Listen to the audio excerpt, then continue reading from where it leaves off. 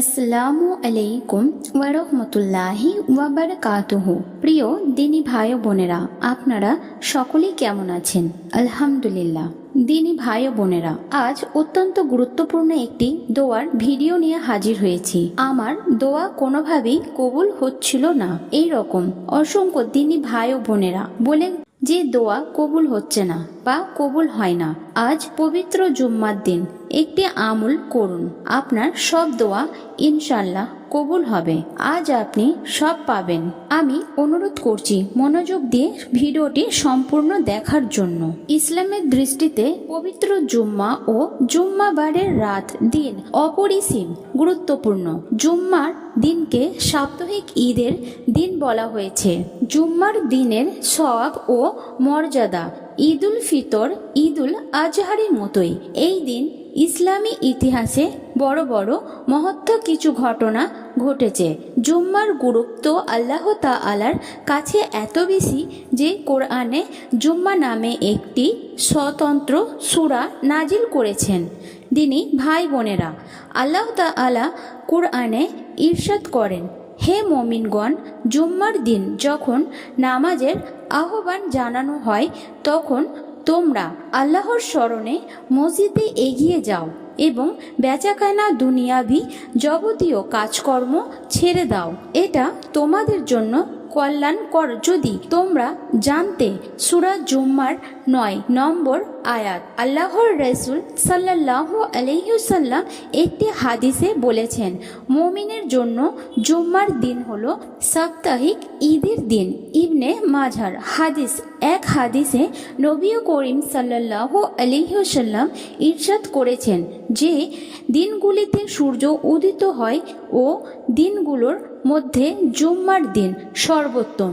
ওই দিনই হযরত আদম আলাইহিসসালামকে সৃষ্টি করা হয়েছে। ওই দিনই তাকে জান্নাতে প্রবেশ করানো হয় এবং ওই দিনই তাকে জান্নাত থেকে বের করে দেওয়া হয়। আর ওই দিনই কিয়ামত অনুষ্ঠিত হবে। সহিহ মুসলিম শরীফের সহিহ হাদিস। মহানবী সাল্লাল্লাহু আলাইহি ওয়াসাল্লাম আরও ইরশাদ করেছেন, জুম্মার দিন দোয়া কবুল হওয়ার একটা সময় আছে। কোনো মুসলিম যদি সেই সময়টা পায় আর তখন যদি সে নামাজে থাকে তাহলে তার যে কোনো কল্যাণ কামনা আল্লাহ তাআলা পূরণ করেন। বুখারী শরীফের সহিহ হাদিস। তাই আমরা পবিত্র জুম্মার দিন মনের নেক আশাগুলো পূরণের জন্য, আমাদের দোয়া কবুলের জন্য সংক্ষেপে আমি আপনাদেরকে শিখিয়ে দিচ্ছি কিছু আমল, যেই আমলগুলো সকলেই করতে পারবেন ইনশাল্লাহ। মানুষের জীবন মানে চাওয়া পাওয়া, আশা আকাঙ্ক্ষা আর নানান সংকটের গল্প। ছোট্ট শিশুর নিষ্পাপ চাওয়া থেকে শুরু করে বৃদ্ধ মানুষের দীর্ঘশ্বাস, সবার হৃদয়ে লুকিয়ে থাকে কিছু অপূর্ণতা, কিছু প্রার্থনা। কেউ রিজিক চায়, কেউ সুস্থতা, কেউ মানসিক শান্তি, কেউ বাঁচায় প্রিয়জনের ভালোবাসা কিংবা ক্ষমা। প্রতিটি মানুষই কখনো না কখনো মনে মনে ভাবে, যদি এমন একটি দোয়া থাকতো যে দোয়া পড়লে আল্লাহ তাআলা বান্দার সব কথা শুনতেন, সব প্রয়োজন পূরণ করে দিতেন। সুবহানাল্লাহ। প্রিয় নবী হযরত মুহাম্মদ সাল্লাল্লাহু আলাইহি ওয়াসাল্লাম সত্যই উম্মতের জন্য এমন একটি দোয়া শিখিয়ে গিয়েছেন যে দোয়ার মাধ্যমে বা সেই দোয়ার মধ্যে রয়েছে আল্লাহ তাআলার মহান নামসমূহের আহ্বান। আর যে নাম ধরে আল্লাহকে ডাকা যায় সেই দোয়াকেই আল্লাহ তাআলা ফিরিয়ে দেন না। দিনী ভাই বোনেরা, অর্থাৎ এই মুহূর্তে স্ক্রিনের মধ্যে যে দোয়াটি দেখাচ্ছি এই দোয়াটির আমল আপনাকে করতে হবে। পাশাপাশি আরও কিছু আমল শিখিয়ে দেব, সেই আমলগুলি করতে হবে, তাহলে আপনার দোয়া ইনশাল্লাহ কবুল হয়ে যাবে। দোয়াটি হলো, আল্লাহুম্মা ইন্নি আসআলুকা বিআন্না লাকাল হামদ লা ইলাহা ইল্লা আনতা আল মান্নুন বাদিউস সামাওয়াতি ওয়াল আরদ ইয়া জাল জালালি ওয়াল ইকরাম ইয়া হাইয়্যু ইয়া কাইয়্যুম। হে আল্লাহ, আমি তোমার কাছে প্রার্থনা করছি, এই সাক্ষ্য দিচ্ছি যে সব প্রশংসাই আপনারই, আপনি ছাড়া কোনো সত্তা উপাস্য নেই। আপনি মহাদাতা, আসমান সমূহের জমিনের শ্রেষ্ঠা, হে মহিমা ও সম্মানের অধিকারী, হে চিরজীবী, হে সব কিছুই ধারক ও রক্ষণাবেক্ষণকারী। এই দোয়ার সম্পর্কে আল্লাহর রসুল সাল্লাল্লাহু আলাইহি ওয়াসাল্লাম কি বলেছেন? আল্লাহর রসুল সাল্লাল্লাহু আলাইহি ওয়াসাল্লাম এক ব্যক্তিকে এই দোয়াটি পড়তে শুনে তখন বললেন, হে আল্লাহকে তার মহান নামের মাধ্যমে ডেকেছে, যে নামে ডাকলে আল্লাহ সাড়া দেন এবং যে নামে চাইলে তিনি দান করেন। আবু দাউদ, তিরমিজি, নাসা শরীফের একটি হাদিস। অর্থাৎ এই দোয়াটি আমাদেরকে পড়তে হবে। দিনী ভাই বোনেরা, কখন পড়বেন? এই দোয়াটি চাইলে নামাজের আগে পড়ে কিংবা দিনের যে কোনো সময় পড়া যেতে পারে। বান্দা যদি আন্তরিক হৃদয়ে এই দোয়া পড়ে, আল্লাহ তাআলার কাছে কিছু চায়, আল্লাহ তার দোয়া কবুল করেন।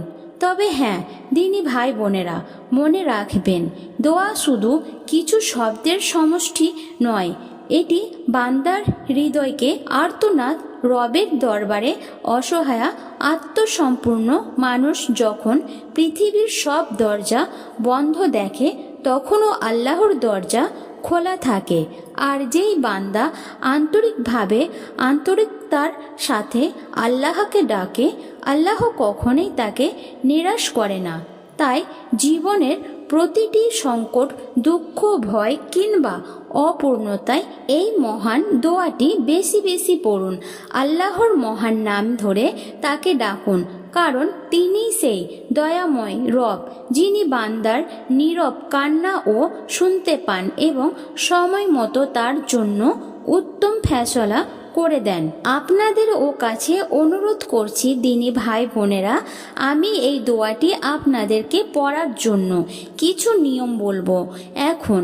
অর্থাৎ আপনাকে সর্বপ্রথম যে কাজটি করতে হবে, পবিত্র জুম্মার দিনে চেষ্টা করবেন আসর থেকে শুরু করে মাগরিব পর্যন্ত বা যেই সময়গুলিতে দোয়া কবুল হয় সেই সময়গুলিতে আমল করার চেষ্টা করবেন। সর্বপ্রথম কাজ হলো ইস্তেগফার করে নেওয়া। অর্থাৎ আপনাকে বেশি বেশি করে ইস্তেগফারের আমল করতে হবে। প্রতিদিন বুঝে না বুঝে নিজের অজান্তে অসংখ্য ভুল করে বসে থাকি আমরা।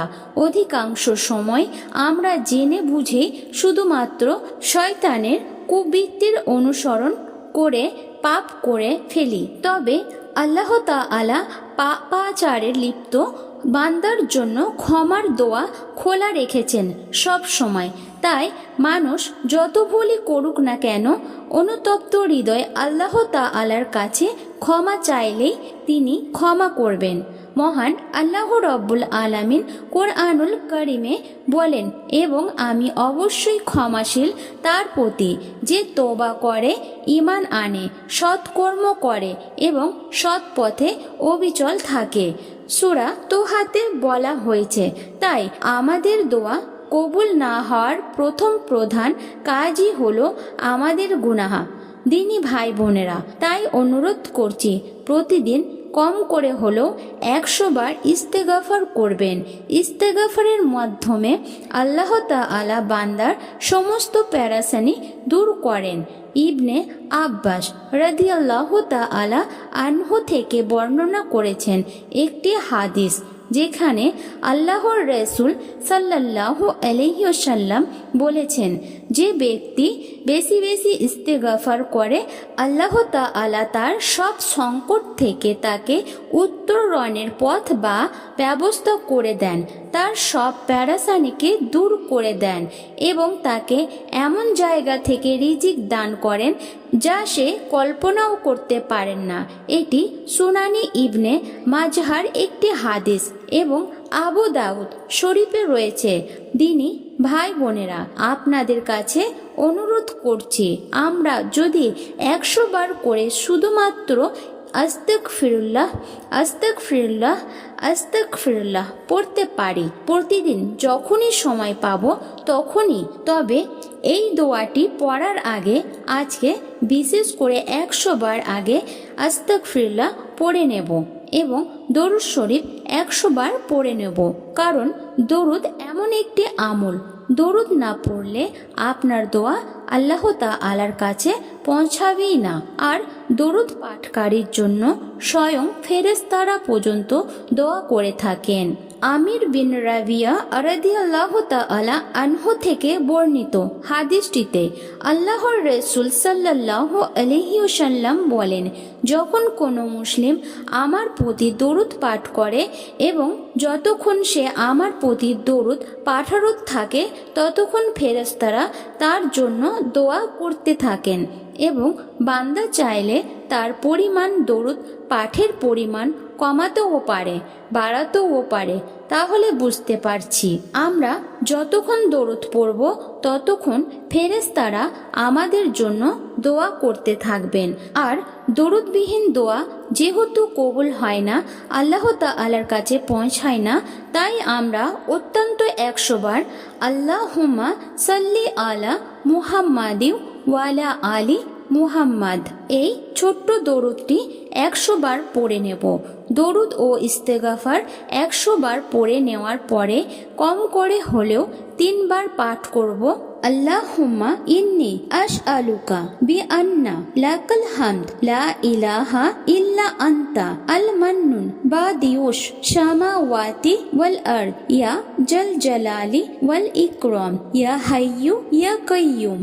এভাবে 3 বার পড়ে আমাদের মনের যত আশা আকাঙ্ক্ষা, যত চাওয়া পাওয়া দোয়া সেগুলি আল্লাহ তাআলার কাছে বলবো। আল্লাহ রাব্বুল আলামিন আপনাকেও নিরাশ করবেন না ইনশাআল্লাহ। মনের মধ্যে একটা বিশ্বাস নিয়ে নিয়ত করে আজ আমল করুন, মহান আল্লাহ তাআলা আপনাকে নিরাশ করবেন না ইনশাআল্লাহ। আমরা দোয়া করি আল্লাহ তাআলা যেন আপনাদের সকলকে আমলের ওসিলায় আপনাদের সুসংবাদ দান করেন এবং মনের নেক আশা পূরণের সুসংবাদ দান করেন। আল্লাহ রাব্বুল আলামিন আমাদের সকলের দোয়া কবুল করুন, আমিন।